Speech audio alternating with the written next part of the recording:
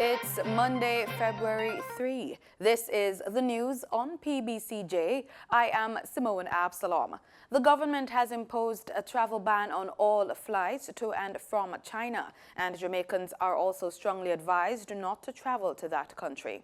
Minister of Health and Wellness, Dr. Christopher Tufton, in making the statement, said the travel ban comes in the wake of the World Health Organization's declaration of the coronavirus as a global health emergency.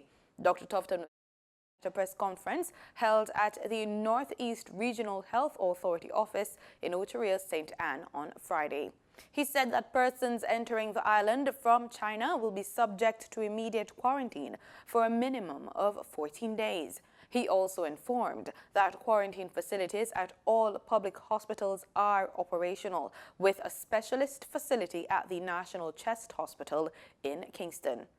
Dr. Tufton said he recognizes the inconveniences that the travel ban pose and has appealed to Jamaicans in China who may be affected for understanding. The minister said the virus poses a clear and present danger and is spreading rapidly in terms of countries that are being affected. Meanwhile, Minister of Foreign Affairs and Foreign Trade, Senator Kamina Johnson-Smith, said the government continues to be in dialogue with verified Jamaicans residing in China. Minister of Tourism and co-chair of the Global Tourism Resilience and Crisis Management Center, Edmund Bartlett, is calling for public and private sector funding entities to support emergency initiatives now. His call comes as the coronavirus outbreak threatens global economic and health security.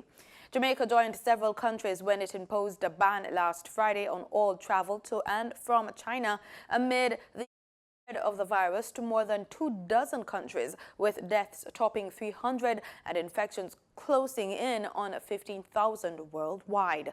Bartlett, who is Jamaica's Minister of Tourism, told the press that the coronavirus threat constituted a global emergency that required, quote, a coordinated, foolproof global response to contain this looming pandemic, end quote. His call comes as the travel and tourism industry faces the risk of significant economic fallout from the emerging global health crisis.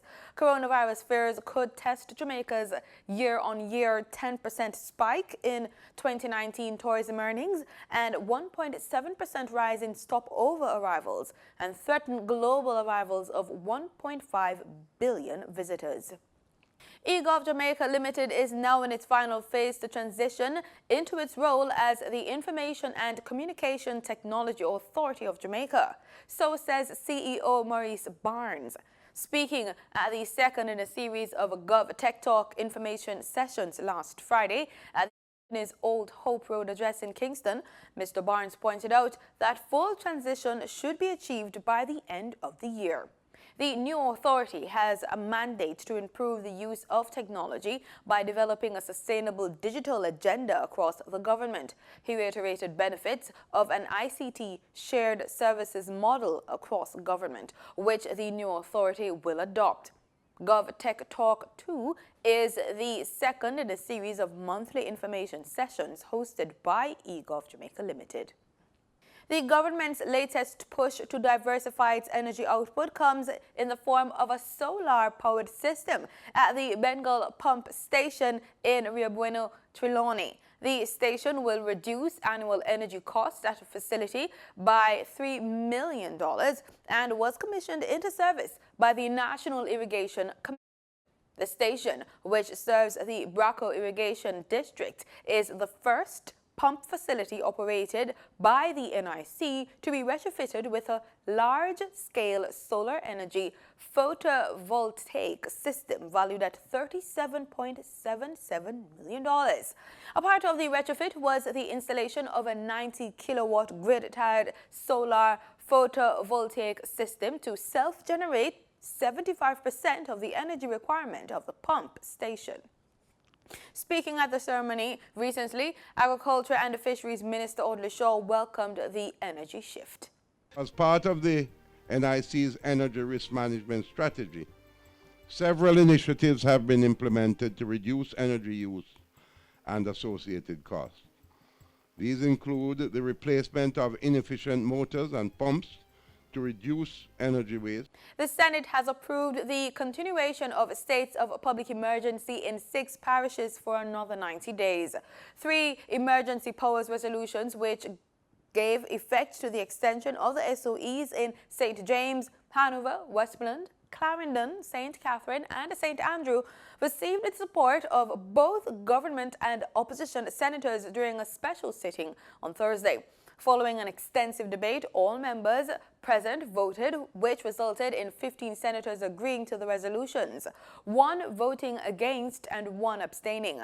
4 senators were absent. Leader of Government Business in the Upper House, Senator Kamina Johnson-Smith, piloted the resolution. While some success has been achieved in reducing the overall murder rate for 2019, with some areas accounting for lower murder rates than others, results were in fact mixed. And we ended the year with an overall murder rate of 3.5% higher than that of the previous year. A lot of the successes that we have had have been overshadowed by ad hoc periods of ruthlessness perpetrated by organized criminal gangs engaged in reprisal behavior. We have also been impacted by horrendous examples of domestic violence and intimate partner violence, which have also been included in the overall result. She emphasized that given the work that still remains to be done, the emergency levels of violent crime and criminal activity and organized gang activities in those areas. Mr. President, we consider the enhanced security measures implemented on the expert advice of the heads of the security forces and permitted by the Constitution to be necessary for the securing of the peace, safety, and protection of the people of Jamaica, especially in communities where the comfort of gated homes and security guards do not exist. Mr. President, we will today therefore be seeking the approval and support of this Honourable Chamber to extend the states of public emergency in the St. Andrew South Police Division, the tri-parish areas of Hanover, St. James and Westmoreland, and the bi-parish areas of St. Catherine and Clarendon. The extensions were approved by the House of Representatives last Tuesday. An SOE declared on Sunday, January 26, is also in effect for the Eastern Kingston Police Division. During the SOE, the security forces will have the power to search, curtail operating hours of business, restrict access to places, and detain persons without a warrant. It also gives them the power to stop and question persons, seize property, and control public gatherings and movements. 110 people were murdered across the island in January, a slight uptick in the 104 killed in January 2019. A further 6 people were killed island-wide on Saturday to move the murder total so far this year to 116.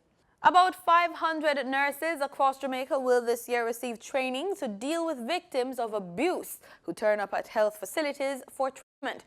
The move is part of the Nursing Now global initiative against gender-based violence, and already 6 local nurses have been trained by PAHO to prepare others to undertake the sensitization of the 500 nurses. Long-time Member of Parliament of Clarendon South East, Roddy Spencer, will not be seeking re-election. He broke the news to his constituents on Sunday during a delegates meeting. He has spent 18 years as Member of Parliament for Clarendon South East. Colonel Charles Jr. has been chosen as the standard bearer for the Clarendon South Eastern constituency. The decision was made following wide consultations within the party and the constituency. February is celebrated as Reggae Month, and on Sunday the celebrations were officially launched at the Fellowship Tabernacle Church in Kingston. This year's theme for Reggae Month is Catch the Rhythm. Jah is my keeper.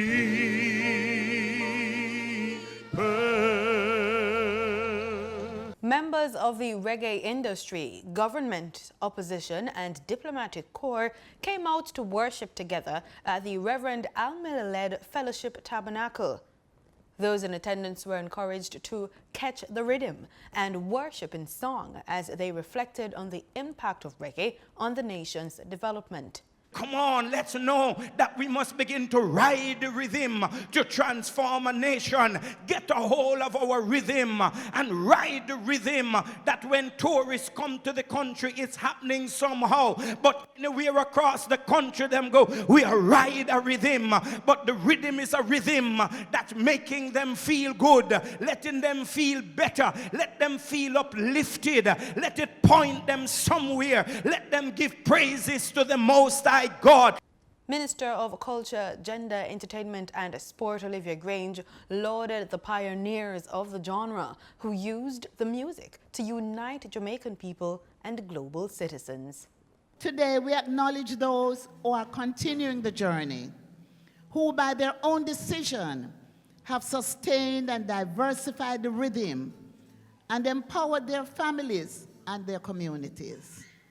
These are the creators, the promoters, the producers, the artists, the engineers, the managers, the chefs, the rhythm creators, through fusions and experimentations, the investors and the inventors, the sound system operators, every single individual who through the ebb and flow of the tide kept the faith and keep creating this globally acclaimed music of us, the Jamaican people.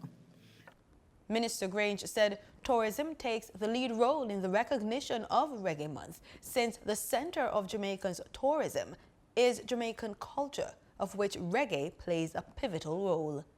And people come to Jamaica now, not just for the sun and the beach, but for the music, for the food, and for the wonderful people that we are. Minister Grange called on Jamaicans to play their part in the advancement of reggae's economic development. We, all of you, must pledge to each play your part in advancing the industry in ways that will generate greater income to practitioners and increase revenue to the country and greater respect for you all. What you do and how you do it will determine how the respect goes for the industry. It's me again, Jah, as I fall on my knees today. Help me, God, I pray. Preserve my soul today. The launch of the Reggae Month exhibition took place on Sunday. Those who pay a visit to the exhibition at the National Gallery, dubbed Jamaica, Jamaica, will enjoy a true Jamaican music experience. The Jamaica, Jamaica exhibition showcases rare memorabilia, photographs, visual art, audio recordings and footage unearthed from Jamaica's best museum and most elusive collectors and studios. Marlon Samuels was at the launch and he filed this report.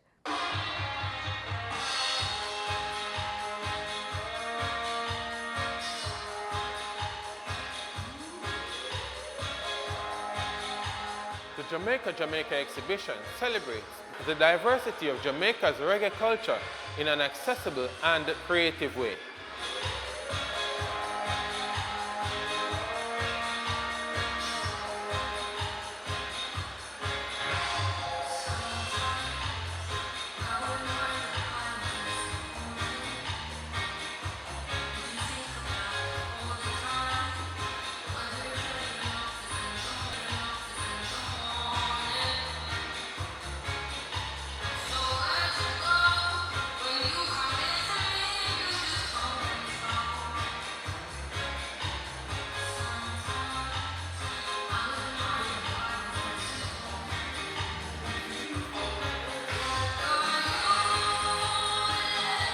The musical innovations born on the island, including ska, rocksteady, reggae, and dancehall, are showcased in their historical context.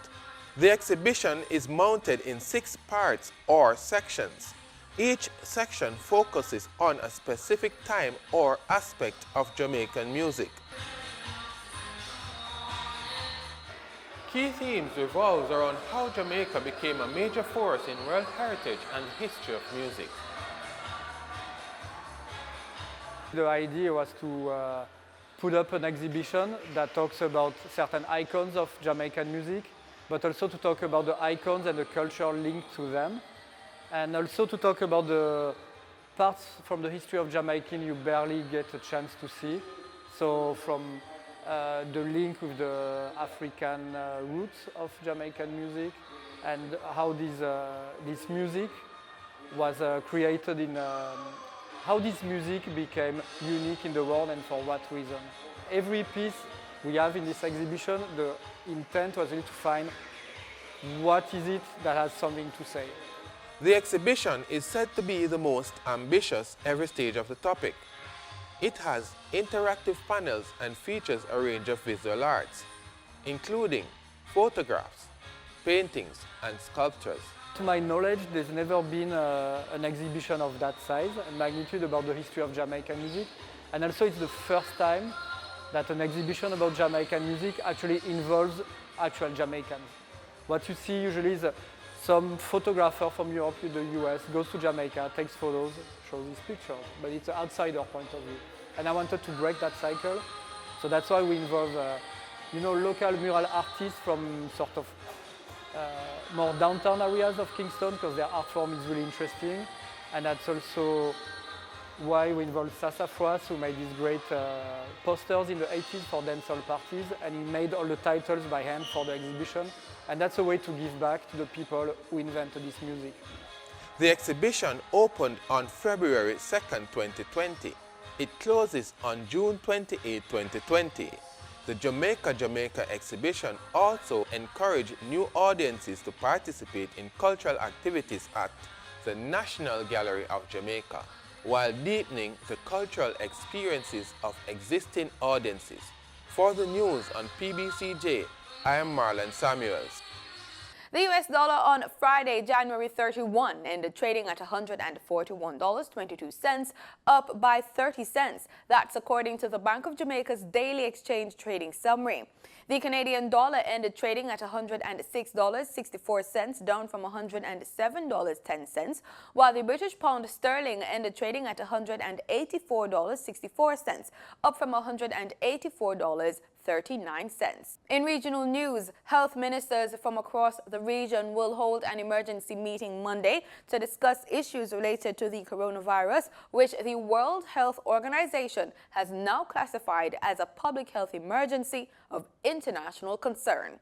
The meeting of the CARICOM Council for Human and Social Development Health will also be attended by other senior health and security officials, which will provide updates on regional plans. According to the WHO, the number of confirmed cases of the coronavirus worldwide is now 14,557, most of which are in China, and the death toll has risen to at least 304. On Saturday, a 44-year-old man in the Philippines died of the virus, making him the first reported death outside of China.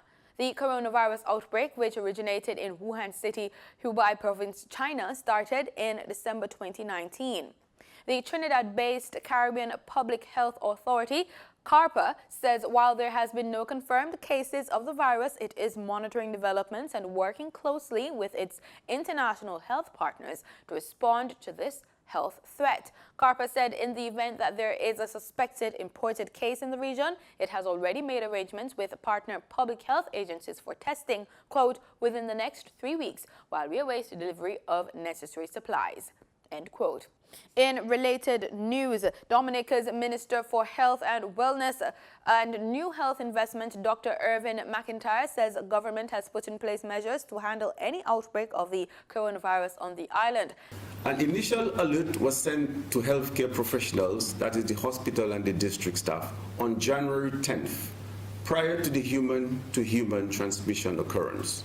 So it gives you an idea that the Ministry of Health has been on top of this game for a while now, and it started since on the 10th of January, since we started monitoring these cases. ongoing training to provide updated and standard case definitions to all relevant stakeholders, the development and dissemination of reporting tools to healthcare providers during the preparation phase, development of a database using EpiInfo, the conduct of active surveillance at the health facilities and various points of entry, reactivate event-based surveillance and monitor signals for potential imported cases of the novel 2019 coronavirus, advise students currently in China to remain. However, if they do travel, they will be subjected to quarantine for a period of 2 weeks. That would be home quarantine for a period of 2 weeks. At a press conference update citizens on the ministry's plans concerning the outbreak, McIntyre said Dominica's potential risk exists primarily because of the number of Dominican students living in China. The potential risk of the 2019 novel coronavirus spread in Dominica exists because we are aware that there are Dominican students currently studying in Wuhan City as well as in other areas of China. These students are likely to visit home during the carnival season or return to Dominica within the incubation period. There is also a high presence of Chinese immigrant workers who travel back and forth from Dominica to China. However, the ministry is in contact with the international community, that is the WHO, PAHO, CAFA, CDC, etc., to keep abreast of the situation. Dr. McIntyre has assured Dominicans that students studying in China are safe. He says key organizations are on top of the situation. He also reiterated calculations from the World Health Organization, the WHO, regarding the chances of the disease spreading in the region.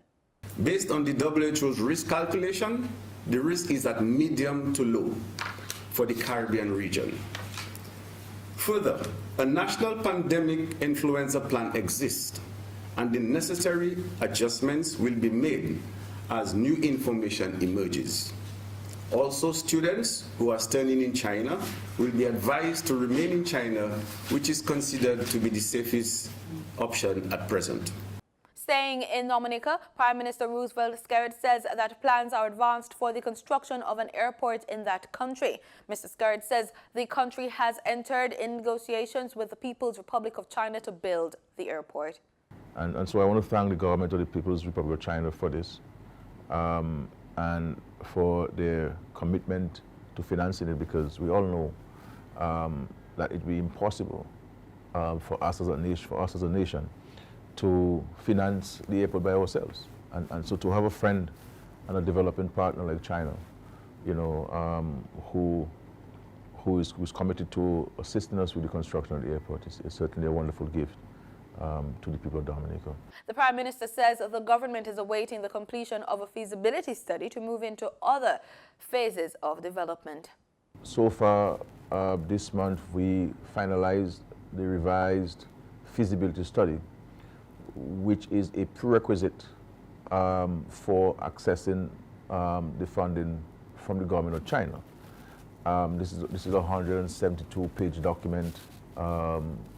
We utilized the services of a consultant, and we reviewed it internally and in consultation with other experts in respect to airport construction, and that was forwarded to the Chinese authorities. He also spoke of the impact of the coronavirus on the timeline for the project. The Chinese government has a team of people who ought to be arriving in Dominica in February of this year, and their mission will be to be here for a considerable period of time to finalize all the technical requirements. Now, obviously, with this current challenge confronting the Chinese authorities, then we will have to look at the scheduling or the potential rescheduling of that technical team arriving in Dominica. But that notwithstanding, the work continues. Negotiations are currently underway between the government and the landowners occupying the future site of the airport. We have restarted our negotiations for the land. All of the lands were surveyed, all of the lands were checked. We have started negotiations with landowners and property owners. And in the next few weeks, we will start payments to some of the landowners who have concluded negotiations with the government negotiating team. There's a 3-member government negotiating team in respect to acquisition of lands and properties in the airport development area, airport site area. And we hope that in the next couple of months we'll conclude on the acquisition of the lands.